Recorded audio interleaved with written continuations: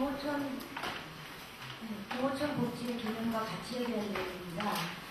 사실은 더 많이 제가 공부가 필요한 부분입니다. 개념을 얘기하거나 가치를 얘기할 때 보다 많은 사람과 토론을 거쳐서 이것이 나와야 되는데 그렇게 많이 이 부분에 대해서 피드백을 받지 못했다고 저는 생각을 합니다. 이 내용을 가지고 이것이 나오기 전 단계의 내용들을 사실은 실천가 협회의 회원들과 한번 나눈 적은 있습니다. 근데 제가 그리고 나서 사실은 제가 더 주장하고 싶은 것을 좀 완화했다고 볼 수 있는데요. 농촌에서 정말 실천하시는 분들이 수긍하지 못하는 개념이 과연 맞을까 싶어서 조금 조율했습니다. 제가 그때 회원들과 함께 이 공부를 할 때 회원들이 제 의견을 적극적으로 찬성하는 것 같지 않았습니다. 그래서 조금 수정을 가하는데 그런 부분들이 어떤 부분이고 또 여러분들은 어떻게 생각하시는지 물론 시간 관계상 좀 여러분들과 깊이 토론을 나눌 수 못할지도 모르지만 그것을 여러분들이 좀 과제로 좀 생각하시고 함께 고민해 주셨으면 좋겠습니다. 먼저 농어촌 복지의 출발이라고 하는 내용에서 보고 싶은 건 뭐냐면요. 왜 농어촌 복지가 필요한가에서부터 그러면 다른 데서는 농어촌 복지를 어떻게 했는가 이런 것들을 한번 살펴보았습니다. 제가 대학을 다니던 시절은 80년대거든요. 그때는 농어촌 복지라는 것 자체가 사실은 없었습니다. 저는 사회복지학에서 공부를 했고 누구도 우리가 사회복지를 공부할 때 농어촌은 이렇다 저렇다 혹은 농어촌 복지는 이렇게 해야 된다 라고 얘기하신 분은 한 분도 계시지 않았습니다. 또 그 이후로도 제가 이 학교에 오기 전까지는 그런 문제를 생각해 본 적이 없습니다. 저는 서울에서 태어났고 서울에서 줄곧 자랐고 그랬는데 여기 온 지는 2000년에 이쪽에 왔습니다. 그리고 나서 고민을 많이 했어요. 내가 여기 과연 있어야 될 것인가 말아야 될 것인가. 가족들은 모두 서울에 있고 저 혼자 여기 와서 물론 가족들과 저와의 관계는 뭐 그렇게 중요하진 않은데요. 왜냐하면 오랫동안 또 가족들과 떨어져서 공부를 해왔기 때문에 그게 그렇게 중요한 건 아니지만 적어도 문화적으로나 여러 가지 그 생활면에서 내가 여기 있어야 되는가 하는 부분을 고민하게 만드는 지역이었는데 그러다가 학술진흥재단의 지원을 받아서 실은 도서지역 연구를 하게 되었거든요. 그래서 사실 저는 농촌보다는 어촌을 더 많이 다녔던 사람입니다. 신안군, 완도군, 진도군 세 군을 다 이제 섭렵을 하면서 정말 뭐라고 할까요? 대학 시절에 운동해본 적 없거든요. 줄넘기 이런 거 빼놓고는. 그런데 정말 갑자기 운동권이 이래서 운동을 했나 보다 라고 하는 생각이 들 정도로 너무나 화가 났어요. 도대체 여기도 대한민국 땅이 맞는데 또 어민도 어촌의 주민들도 대한민국 국민이 맞는데 왜 여기는 이래야 되는 거지? 라고 하는 생각을 너무 많이 했습니다. 이 부분은 사실은 사회복지 자원이 있다 없다의 문제가 아니라 이건 전체적으로 너무 불평등하다. 또 이건 너무 불균형하다. 경제적으로 얘기하면 불균형이라고 얘기할 수 있고요. 그것을 사회 가치적인 개념으로 얘기하면 불평등이라고 얘기할 수 있겠는데요. 그것을 참을 수가 사실 없었다고나 할까요? 그래서 사회복지 자원을 확대하고 동원하고 개발하고 라고 하는 것에 제가 신경이 쓰이는 게 아니라 이 구조에 대해서 어떻게 바꿔야 될 것인가, 이 구조를 어떻게 바꿔나가야 될 것인가. 오히려 우리가 사회복지 쪽에서 운동단체하고라도 하다못해 참여연대라도 같이 끌어들여서 우리 국토가 이렇게 나누어져 있다. 빨리 원상복구시키고 보상하라 라고 머리띠를 메고 싶은 그런 심정. 사실은 현장을 다녔습니다. 그래서 그런 과정에서 사실은 그런 경험들이 내가 여기 있어야 된다 라고 하는데 굉장히 많은 동기부여를 했고 결코 떠날 생각이 없습니다. 그래서 이 안에서 우리가 어떻게든 더 좋은 세상을 만들기 위해서 뭔가 해야 되겠다. 그것은 일시의 그 영달을 위해서가 아니라 정말 그 인간적인 의식의 사실 고향이라고 볼 수 있죠. 그래서 굉장히 고맙게 생각해요. 이곳을 통해서 제 의식이 고향됐고 또 의식을 고향하고 싶은 사람들과 함께 어울려 살고 있다는 것 자체가 굉장히 기쁘고 그 안에 아마 여러분들이 다 들어있다고 생각을 합니다. 그래서 그렇게 시작된 농어촌 복지에 관련된 어떤 저의 생각들이 이 안에 좀 담겨있다라고 보시면 저자의 경험과 그것을 통해서 나온 그 생각 뭐 이런 것들 좀 고려를 하시면서 강의를 같이 했으면 좋겠습니다. 그래서 저는 이것을 쓰면서 물론 뭐 이게 경제 의미로 보면 돈도 들어가는 거잖아요. 그래서 분량을 많이 할 수가 없는 관계로 그렇다면 뭐 농어촌이 어떠한 현실에 처해 있는지는 여러분들이 더 잘하실 것 같아서 그 부분을 이렇게 많이 다루지는 않았습니다. 어쨌든 중요한 것은 도시가 발전되는 것이 농어촌의 의존에 의해서였다. 도시는 도시대로 발전하고 농어촌은 농어촌대로 피폐해진 것이 아니라 도시의 발전에는 농어촌의 어떤 그 희생이 뒤따랐다라고 하는 것이 전체적으로 농어촌과 도시의 그 양극화를 보는 저의 시각입니다. 그래서 사실은 그런데 이러한 현실이 우리나라에서만 일어나는 건 아니라는 거죠. 이건 세계적으로 일어나는 세계의 문제이다. 이렇게 봤을 때 뭐 미국에서조차도 우리가 뭐 풍요로운 나라라고 뭐 알고 있지만 뭐 지금은 좀 여러분들의 미국에 대한 인식이 달라지셨을지는 모르겠지만 미국에서조차도 사실은 그 농어촌 문제, 농어촌의 빈곤 문제 특히 이것이 그 주요한 20세기의 문제로 대두되고 있고요. UN 국제농업개발에서 나온 보고서에 따르면은 세계에서 가장 가난한 사람들의 43%가 농촌 지역에서 살고 있다고 합니다. 가장 가난한 사람의 43%가.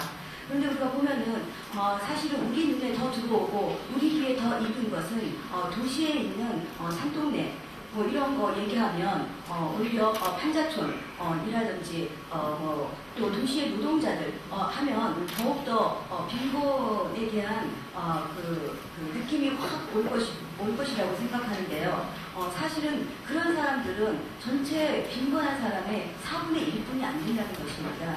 그렇게 따지면 이 4분의 3이라는 인구수의 4분의 3이라는 숫자는 아무래도 농촌은 개개인들이 다 가난하다. 농촌에 살고 있는 개개인들은 거의 다 가난하다라고 얘기하는 것과 사실은 맞지 않을까.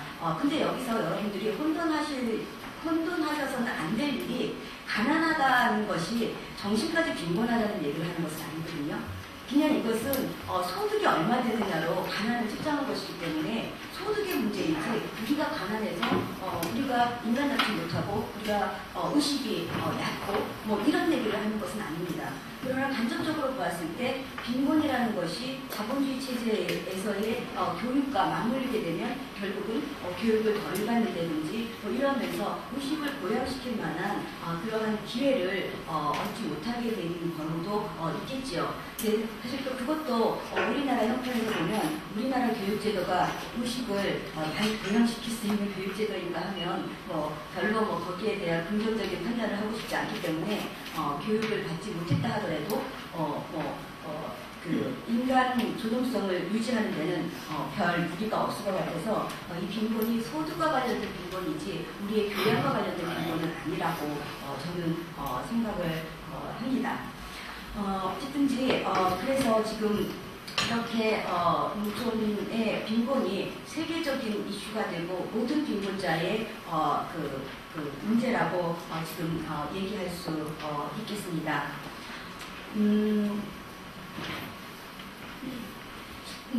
이렇게 농촌의 빈곤에 대해서 제가 더 다른 여러분들이 사실 어떻게 보면은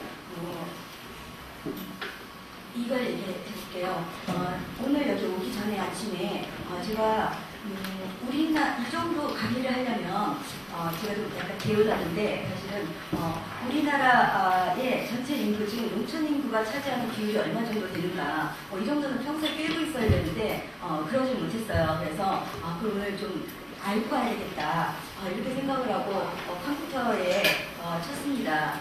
그런데 학생들한테는 항상 제가 지적을 하죠. 제발 뭐 궁금할 때 네이버 좀 찾지 말고 좀 본질적인 데 들어가서 좀 그 자료를 찾아라 이렇게 얘기했는데 저 역시도 오늘 본질적인 통계청에 들어가기에는 너무 시간이 없는지라 지금 그 네이버에 좀 잠깐 갔다 왔거든요.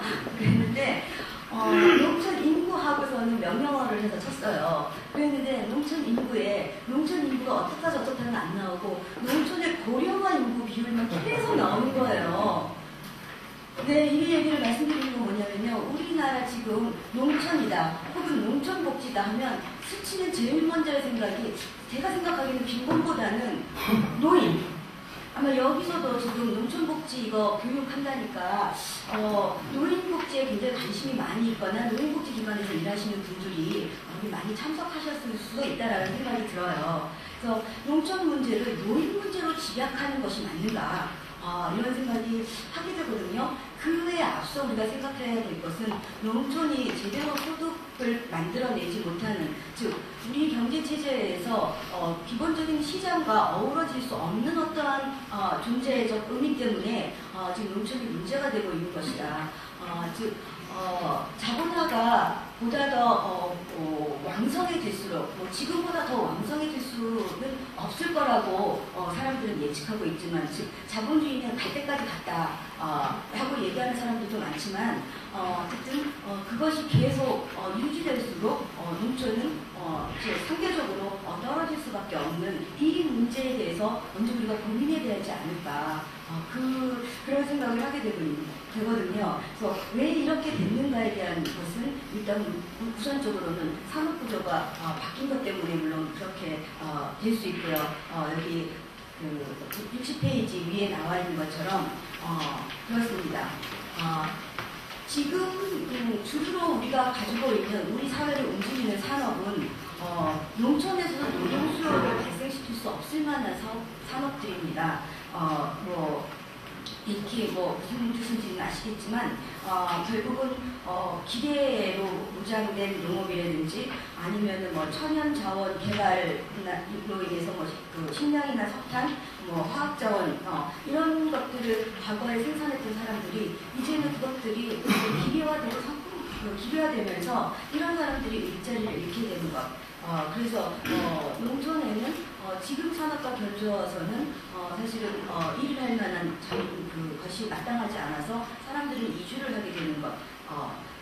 그러면서도 또 다시 남아있는 사람은 있겠지만 그 남아있는 사람들이 그 생산에 대한 식량에 대한 가격은 언제나 도시 중심적으로 매겨진다는 것. 도시 중심적으로 매겨진다는 것은 지금 어떠한 이야기하고 같으냐 하면은 도시인들의 소득에 걸맞게 맺어져야 되는데 도시 노동자들의 소득의 신장 때문에 그 소득을 좀 높여가야 된다면, 즉 임금이 높아져야 된다는 것을 자본가들은 원치 않는다는 것이죠. 그래서 식량 가격을 낮추어서 식량 가격이 낮추면 월급을 좀 낮추어도 우리는 먹고 살 수는 있으니까 하고 월급이 낮은 거에 대해서 노동자들이 불만하지 않는다는 것이에요. 그래서 노동자들에게 월급을 좀 낮게 주면서도 노동자들의 불만을 사지 않을 수 있는 방법 중에 하나는 농촌의 식량 가격을 낮추는 수밖에 없다. 그런 거죠. 근데 굉장히 슬프고도 아이러니한 것은 그 노동자들, 도시에서 월급을 조금 낮게 받으면서 저렴한 쌀을 사서 먹을 수 있는 그 노동자들은 바로 우리 농촌 부모님들의 아들과 딸들이라는 것입니다. 또 결국은 둘이서 왔다 갔다 하는 거예요.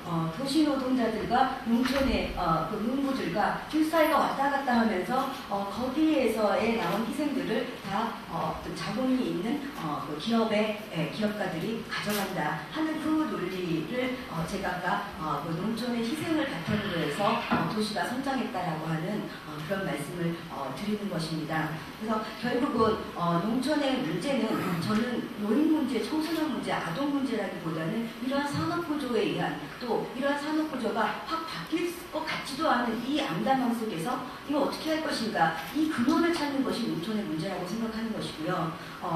그러했을 때 결국은 우리 현실의 핵심은 좋다, 거기까지는 좋다. 그러면 도시로 갔으면 그것이 다시 농촌으로 돌아오는 왜 재분배의 구조를 갖지 못하는가 하는 부분에 문제의 핵심이 있다고 보았습니다. 그런데 거기까지 이제 정리를 해놓고 그래서 다른 나라는 어떻게 했지? 라고 돌려보면서 이제 미국에 대해서 살펴보았습니다. 미국에 대해서 살펴본 것은 제가 갖고 있는 그 자료가 미국 것뿐이 없어서 미국에 대해서 살펴보았고요. 제가 곧 영국으로 1년 정도 가 있을 예정인데 유럽은 어떤가는 거기 가서 살펴보려고 합니다. 그래서 이런 것들이 조금 전 세계적으로 이 문제를 아까 얘기했다시피 농촌이 전 세계적으로 문제라고 지금 얘기를 했는데 제일 가난한 곳이라고 했는데 그럼 세계는 농촌에 대해서 어떻게 다루고 있는가 하는 것을 우리는 관심 발견해내려고 하지 않았다는 거죠.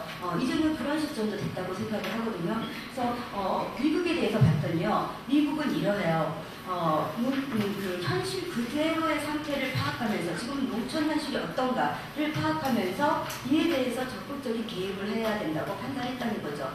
그것이 바로 우리하고 다른 점입니다. 우리는 현실을 계속 판단하고는 있는 것 같지만 이 개입을 어떻게 해야 될지에 대해서 아까 이용구 교수님이 말씀하신 대로 사회복지계에서는 거의 1990년 우리 언제라고 그러셨죠? 2004년 정도였다는 거죠. 근데 지금 이 제가 기술하고 있는 내용에서는 이들은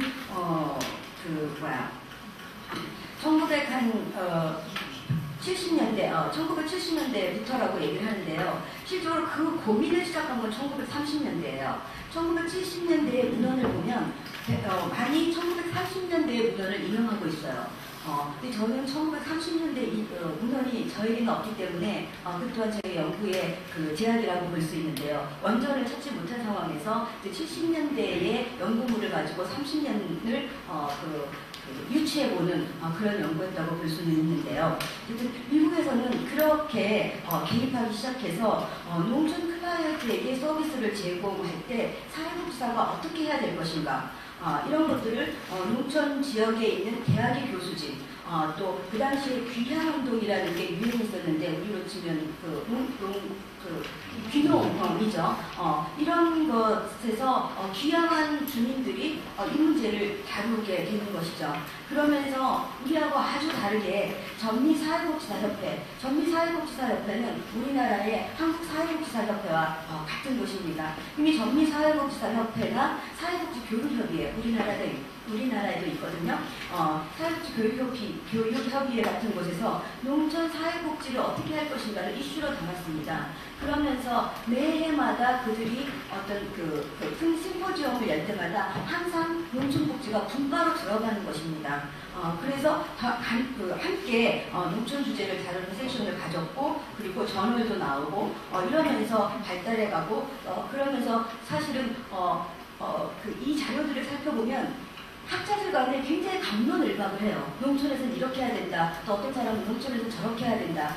또 그 이전에는 여기가 농촌이다. 저기가 농촌이다. 이런 갑론을박을 막 하는 어떤 과정을 거칩니다. 즉 다시 얘기하면 아까 제가 처음에 말씀드린 것처럼 저 혼자서 좀 해놓은 거기 때문에 자신이 없어요. 이런 맥락으로 제가 말씀드렸는데 사실 저희도 이러한 논쟁이 사실은 필요한 시기입니다. 그래서 이렇게 해서 특별한 프로그램들을 확립해 가기 시작하는 그런 것이라고 볼 수 있습니다. 그런데 우리나라 것을 다시 또 살펴보니까 우리나라에서는 일단 1990년대 아까 2004년을 우리가 얘기했지만 연구물적으로는 즉 논문적으로는 논문이라고 본다면 1990년대 초에 강정기 교수님 경남대 계시거든요. 그다음에 조홍식 교수님 서울대 계세요. 이 두 분께서 사실은 간헐적으로 농촌복지에 대한 얘기를 하셨습니다. 하셨는데 실질적으로 진행된 건 사실 이제 농촌복지 아카데미 뭐 여기라고 얘기를 할 수 있죠. 최근 들어 우리가 눈여겨봐야 될 지점은 농어촌 복지 포럼이 지난 몇 주 전에 어떤 그 창립이 되어서 이들도 이 그룹도 굉장히 농촌 복지에 관심을 가지고 있다. 또 드러내고 있지는 않지만 몇몇이 한 뭐 10년 동안을 제가 보기에는 활동해온 농촌복지 실천가 협회도 있습니다. 그래서 여기저기에서는 간헐적으로나마 뭔가 이루어지고 있었다고 볼 수 있습니다만 우리가 해야 될 일은 미국에 비교하면 굉장히 많은 것이고요. 제가 보면 즉 제 연구가 아직 거기까지는 도달하지 못했지만 유럽도 만만치 않을 것이라고 생각을 합니다. 미국보다 오히려 더 내공이 더 많지 않을까 생각을 해요. 제가 지금 그 연도가 확실하게 기억이 나지 않는데 아마 다음에 강의를 하실 박대식 선생님께서 말씀해 주실 수 있을 것 같은데요. 영국에서는 1980년대 초인가 1970년대 말인가에 이미 농촌복지 서비스 가이드라인이 나왔어요. 근데 지금 아마 이제 뒷시간에 말씀하시겠지만 올해 우리나라에서는 농촌복지 서비스 가이드라인을 만들었습니다. 그 가이드대로 될지 안 될지는 모르겠지만 그래서 여러 면에서 우리가 뒤지고 있지만 우리가 지금 시작하고 있다. 또 여러분들이 그 시작에 사실은 굉장히 뭐라 하죠? 선두적으로 지금 여기 앉아 계신 거라고 볼 수 있겠습니다. 이렇게 해서 농촌복지 출발을 좀 보았고요. 그래서 우리가 결론적으로 얘기하면 출발 굉장히 늦었다. 그리고 굉장히 할 일이 많다. 뭐 이 정도에서 이제 첫 번째 이야기를 끝내야 될 것 같고요. 두 번째 얘기는 농촌복지의 그럼 개념은 어떠한 것인가?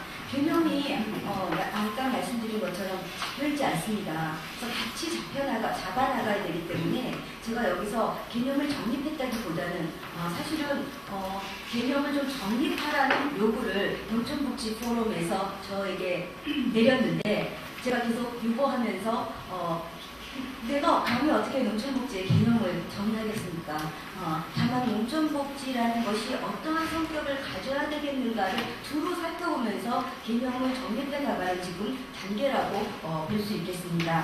지금까지 우리나라에서 농촌복지의 논의를 한 것을 다시 좀 돌아보겠는데요.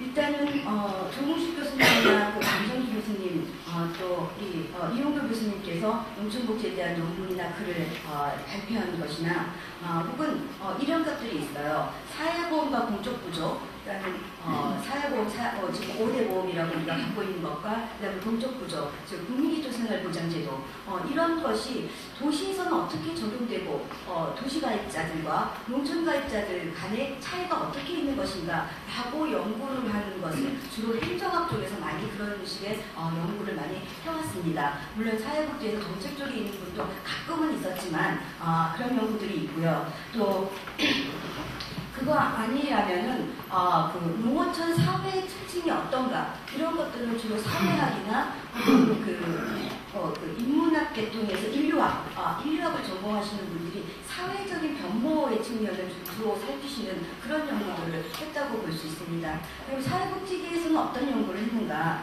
보시면 제가 예로 드는 것처럼 농어촌 노인의 자존감에 관한 연구 뭐 이런 것들 있죠.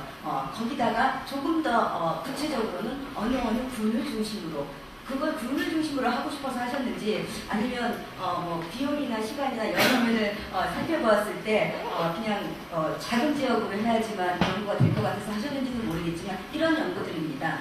저의 본문이 거기서부터 시작했어요. 사실은 이게 농촌복지인가? 농어촌 노인의 자존감에 관한 연구 어디 군을 중심으로 이런 연구들이 나오면 우리는 농어촌복지 연구라고 얘기를 해야 될까? 이거 노인복지 연구인가?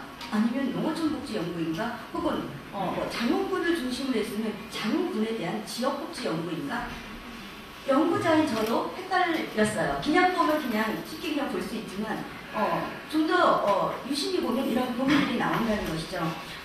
그러한 고민과 더불어서 이거 농어촌은 어디이고 농어촌 복지는 무엇이고 이런 개념들의 정립이 정말 필요하겠구나 이런 생각이 들었던 거죠.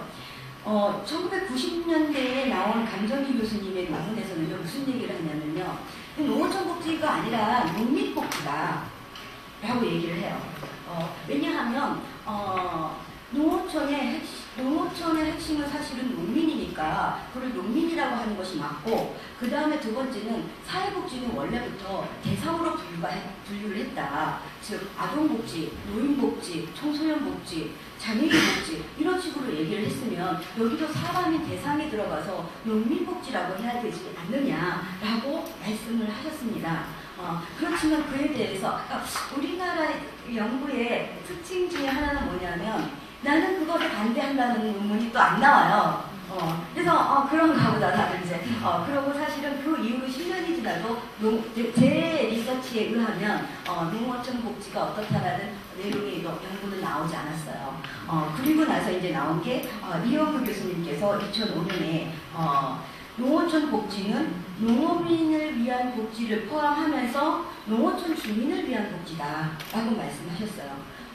이것은 사실 어떻게 보면은 감정기 선생님의 지금 본인께 여쭤볼 수도 있지만 제가 시간을 위해서 지금 굉장히 외면하시는데요. 그 부분이 문제가 아니라 그러니까 강정희 교수님의 내용을 반박하신 것이라고 보기보다는 그 사이에 또 10년이라는 세월이 지나서 또다시 농업을 그만두고 안 하시는 분이 많아진 것이에요. 그래서 농어민만을 칭한다면 정말 한계가 있다. 그래서 농어민 주민까지도, 즉 농업을 하시지 않더라도 그 주민도 농어촌 복지의 대상이 되어야 된다라고 말씀하셨다고 저는 생각이 들어요. 그것이 타당하다고 생각을 하고 있습니다. 그런데 이런 내용으로 이게 농어촌 복지의 개념이다라고 얘기하기에는 대상이나 어떤 범위를 선정해야 했을 뿐이지 또 조금 더 구체적인 게 좀 더 가미되어야 되지 않는가 하는 좀 아쉬움이 있는 것이죠. 그래서 더 구체적으로 이렇게 가서 보면은 이제 배춘진 박사의 그 박사학위 논문에서 언급된 개념들이 나옵니다. 배춘진 박사도 세 번째 강의에서 여러분과 만날 분이긴 한데요. 이분이 좁은 의미에서 그 개념과 넓은 의미에서의 개념이라고 해서 흔히 이제 개념을 정립할 때 갖는 구조를, 즉 체계를 갖추었다고 볼 수 있죠. 여러분 옛날 공부하시던 거 생각하시면 보통 개념 나오면 광의의 개념, 협의의 개념 이러잖아요. 그래서 적어도 이를 통해서 결국 어떤 우리 농어촌 복지에 대한 체계는 갖추었다. 근데 이 내용이 맞는가? 누구의 맞다고 안 맞다고 할 수도 없고, 더더군다나 제가 지도부 교수였기 때문에 이게 뭐라고 할 수는 없지만 이분이 사실 제가 지도를 하긴 했지만 어떻게 보면 형식이라고도 볼 수 있고요. 워낙 너무나 잘 농어촌 복지를 알고 오셨기 때문에 사실 둘이 같이 공부를 했다고 하는 게 더 옳은 표현인 것 같습니다. 어쨌든 저 그분이 하는 것에 대해 이 좁은 의미와 넓은 의미로 이렇게 써갖고 오셨습니다, 정말. 그래서 보니까 별 나쁘진 않다 이렇게 생각을 했고, 당시에 제가 개념이 잡혀있는 것도 아니었기 때문에 이걸 이렇게 나가는데, 결국은 체계화되었다는 것에 보다도 여러분들이 방점을 찍으시는 게 나을 것 같습니다. 내용의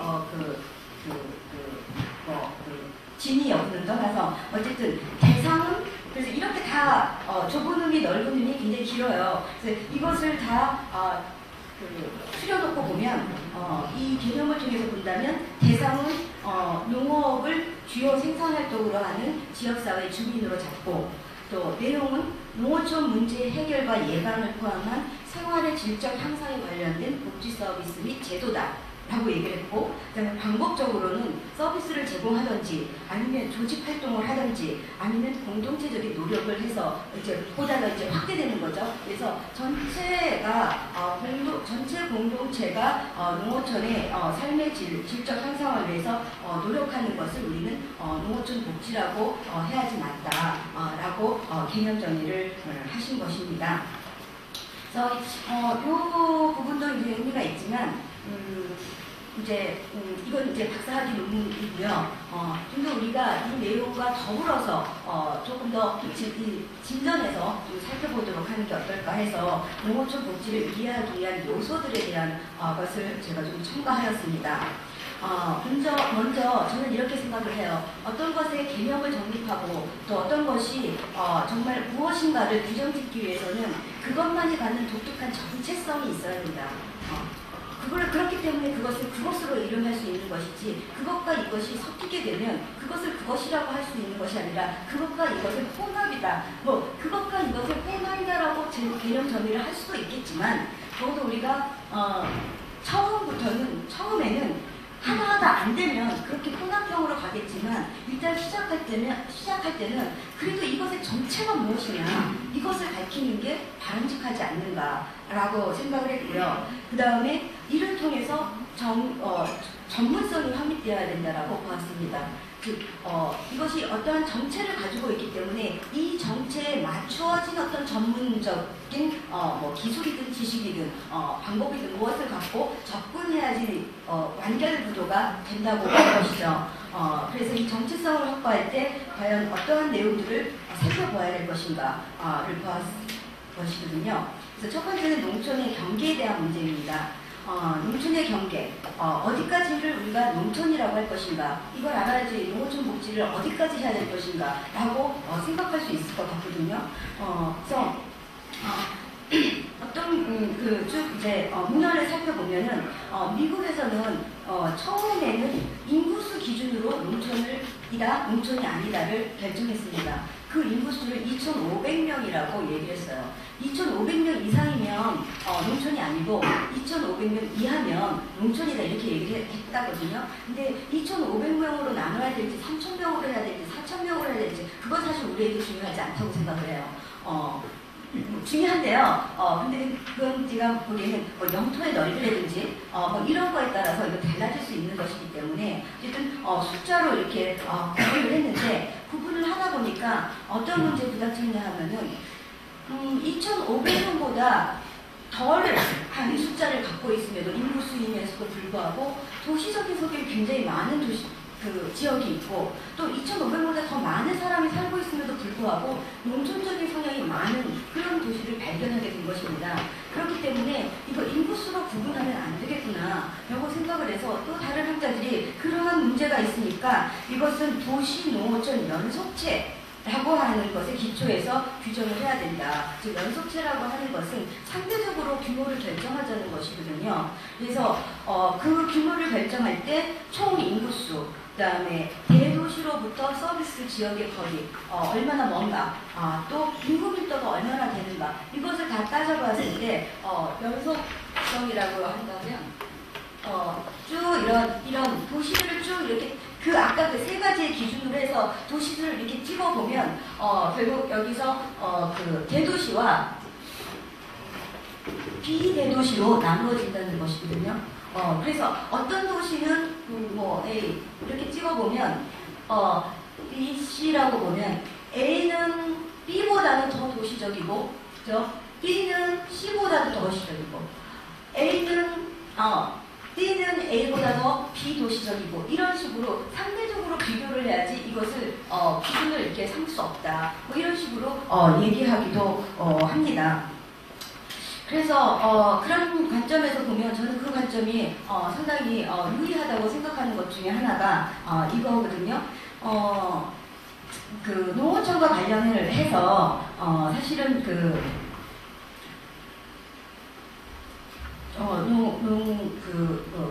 보건복지부라든지 아니면 보사연이라든지 보건사회연구원이라든지 또 이 공동모금회, 아까 그 농어촌 전문위원 제가 소개를 받았는데요. 공동모금회 농어촌 전문위원 위원회라든지 이런 데 가서 거기에 꼭 서울이라고 표현 안 해도 도시에 계신 연구자들이나 어떤 전문가들과 함께 위원회를 구성해서 일을 하게 되면요, 그분들은 농촌 그러면 분단위를 생각을 해요. 이를테면 어떤 분들은 사실은 굉장히 단순 순박하게 서울 아니면 다 농촌, 서울 아니면 다 지방, 이 수도권이라고 했을 때요, 지금 제가 그거 조사 어떻게 됐는지 궁금하시죠? 제가 조사해 보니까요, 왜냐하면 왜냐하면 지금 어딘가 제가 어젯밤에 다른 분들은 어떤 강의가 있나, 혹시 다른 분들하고 섞이지 않는 것이 더 효율적이지 않나 해서 어렴풋이 훑어봤어요. 사람들 어떤 강의가 있나 내용들을. 근데 어디서인지 지금 기억은 안 나는데 어떤 분이 2005년에 우리나라 전체 인구의 18%가 농촌에 살고 있다고 했어요. 우리나라 전체 인구의 18%가 농촌입니다. 굉장히 적은 거죠. 굉장히 도시 편향적으로 우리 사람들이 지금 살고 있는 것이죠. 그걸 보았지만 저는 여러분들한테 2010년, 2009년 이렇게 생생한 걸 말씀드리고 싶어서 찾아본 겁니다. 그런데 찾기가 어려웠는데 통계청에 들어가서도 못 찾았어요. 사실은. 아까 네이버 갔다가 소리상에서 통계청까지 들어갔는데 못 찾았고요. 그리고 다시 이제 다른 서치를 막 해보다가 농경과 원해라는 잡지에 어떤 분이 기고문에 보면은 뭐라고 나와 있냐면은 10%다. 그분데 근데 뭐 답주도 안 다르셨어요. 2009년에 쓰신 거거든요. 그분 기고문이. 그런데 지금 현재 우리나라 전체 인구의 10%가 농촌에 살고 있다. 아, 그렇게 표현 안 하셨구나. 지금 현재 우리나라에는 도시의 90%의 인구가 집중되어 있다. 이렇게 하셨어요. 그래서 도시의 90%면 농촌의 10%잖아요. 이런 거죠.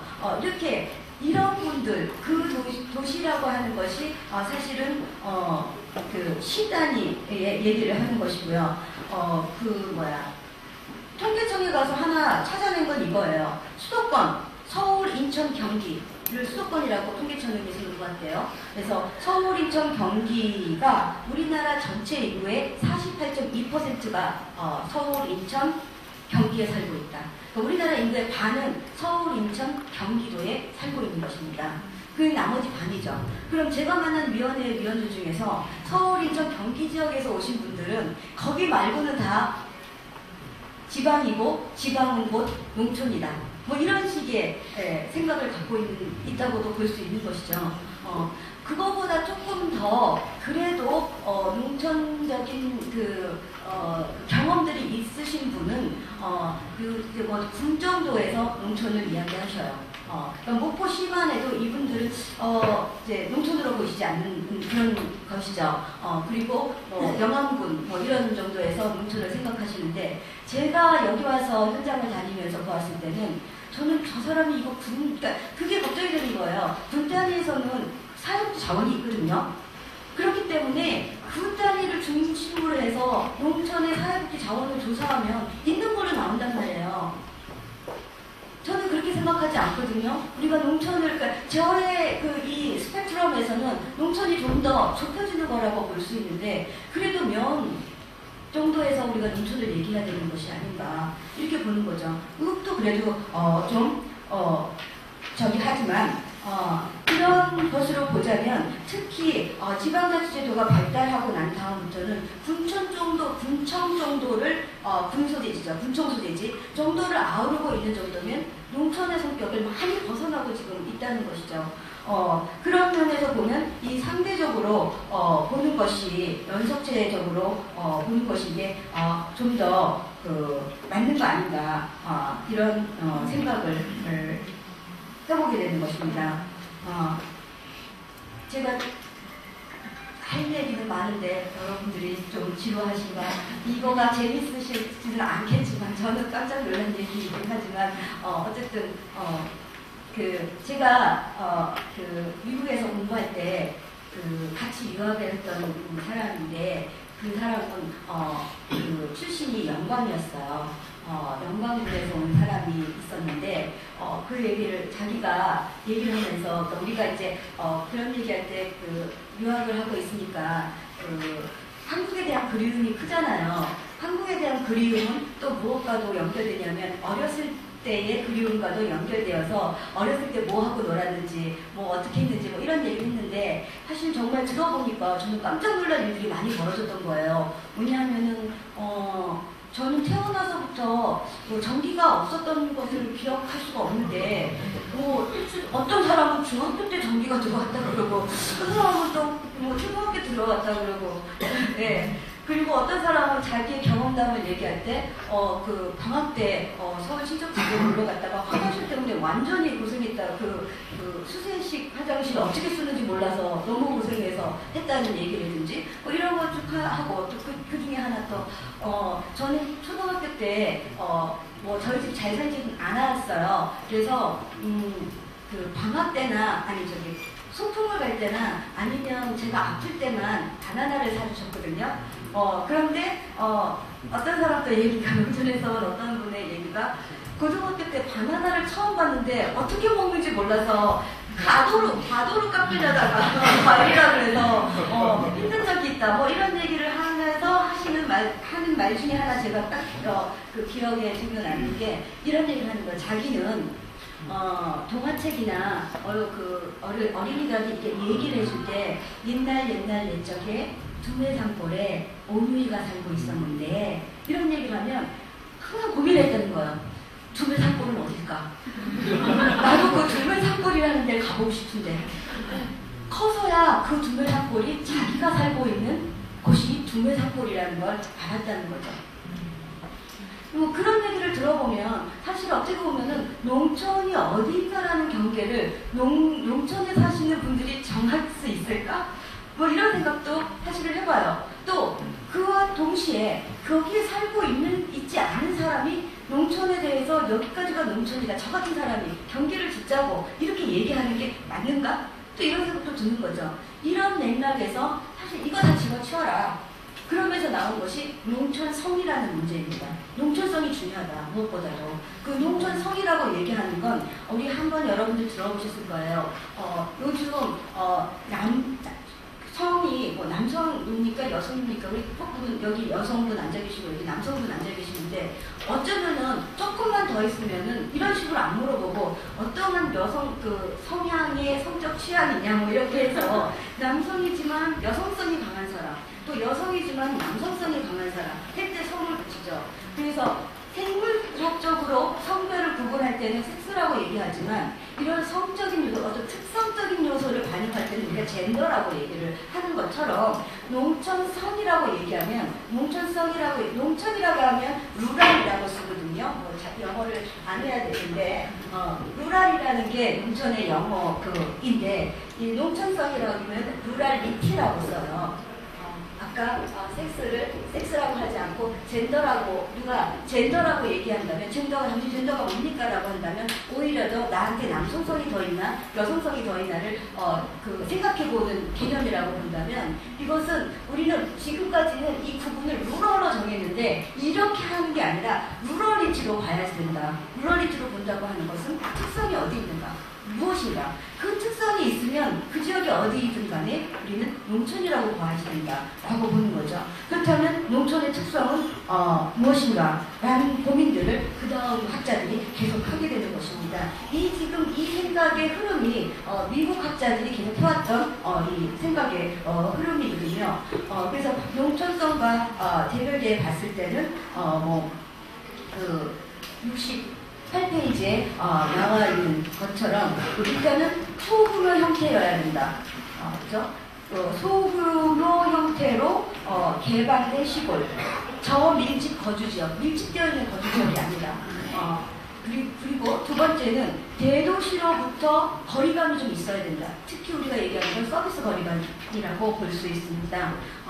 그래서 결국은 뭐냐면 지리적 장벽이 있어야 되는 것. 정보혁신 기술, 재정의 중심지와는 좀 더 떨어져 있어야 된다라고 그런 것이 농촌이다. 그래서 그런 얘기를 하는 것이고요. 셋째는 물리적 자원 혹은 자연 자원과 같은 이점을 가지고 있는 곳이긴 하지만 그 자원이 경제성의 기초에서 활용되지는 못하는 곳. 뭐 이런 것을 농촌의 특성이라고 보았습니다. 그래서 아까 분단위, 면단위, 읍단위를 제가 얘기해 드렸을 때 실질적으로 지방자치제도가 활발하게 이루어지고 있는 상황에서는 정보혁신 기술 재정이 나름대로 군청 주변 지역에서는 좀 갖추어져 있다라고 보는 것이죠. 그래서 이런 것들을 농촌성이라고 보았어요.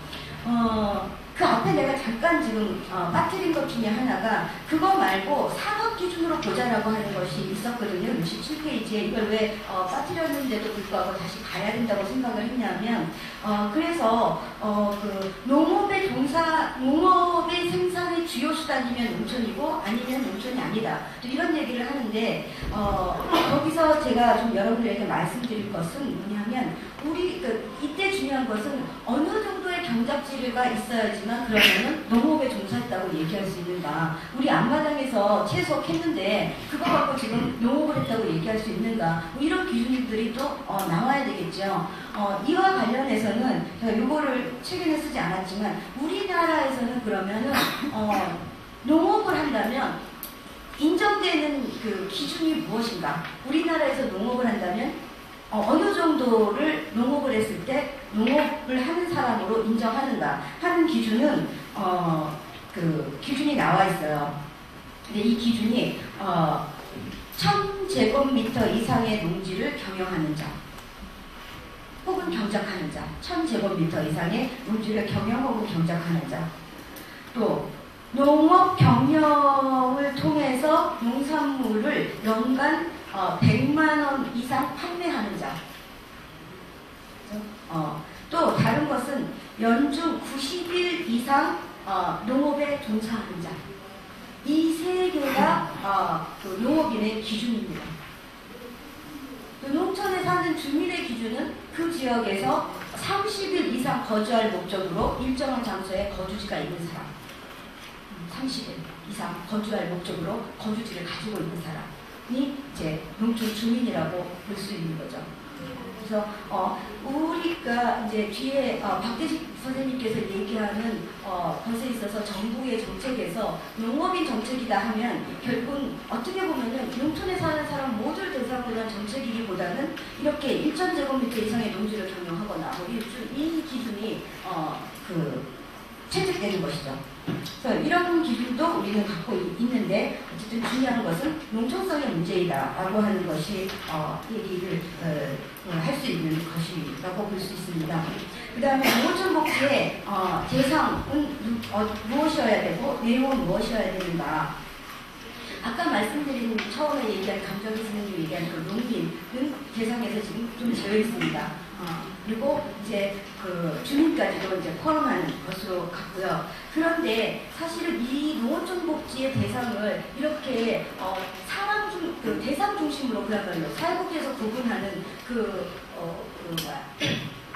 아동 청소년 모임 뭐 이런 식의 어떤 대상의 클라이언트 군을 중심으로 이야기하기에는 농촌이 갖고 있는 다양한 특성이 다 포괄될 수 없다라고 보는 것입니다. 보시는 것처럼 농어촌은 농업에서 파생되는 문제들, 또 지리적 거리감에서 오는 문제들, 또 농어촌의 전통 문화로 인해서 오는 문제들, 주민의 주체 의식이 부족해서 오는 문제들, 이렇게 많은 문제들이 이 말고도 또 있을 수 있어요. 근데 이런 많은 문제들이 복합적으로 작용해서 생기는 것이 가지고 있는 것이 농어촌이기 때문에 어떻게 보면 농어촌에서는 사람보다 시스템이 더 중요할지도 모른다. 그래서 사람을 대상으로 농어촌 복지를 하는 것이 아니라는 건 아니지만 그것만은 될 수 없을 것이다 라고 생각을 하는 것이어서 그 이후에 그 박세길 선생님의 우리 농업 희망의 대안이라는 책, 이 책도 고려해 봤을 때 전체적으로는 좀 빠르게 가야 될 것 같아서 전체적으로는 농업, 농민, 농촌 이렇게 삼농이 합쳐져야지만 농어촌 복지의 대상이 될 수 있다. 그럼 그 대상하에서 우리는 어떤 내용으로 갈 수 있는가? 농업에 대해서는 운동성을 강화해야 된다. 그래서 농업에 대해서 지금 운동성을 강화하자고 얘기를 했는데요. 농업이라면 여러분들이 산업이라고 생각하실 수 있기 때문에 그렇다면은 농업이라면 생산증대를 통한 소득보장 이렇게 지금 내용이 나와야 되는데 왜 운동성을 강화하자라고 얘기했을까? 그 얘기가 이제 뒤에 연결되거든요. 그래서 이 지금 내용도 제가 좀 이거 순서를 바꿔야 되나 이런 생각도 해요. 왜냐하면 뒤에 가서 농업의 산업이 생명이라고 생각하는 것과 농업을 생명이라고 생각하는 것 차이에는 굉장한 그 차이가 있다라고 지금 제가 얘기할 예정이거든요. 그렇기 때문에 농업을 산업보다는 생명이라고 생각하는 운동성이 우리에게 필요하다라고 하는 것이고요.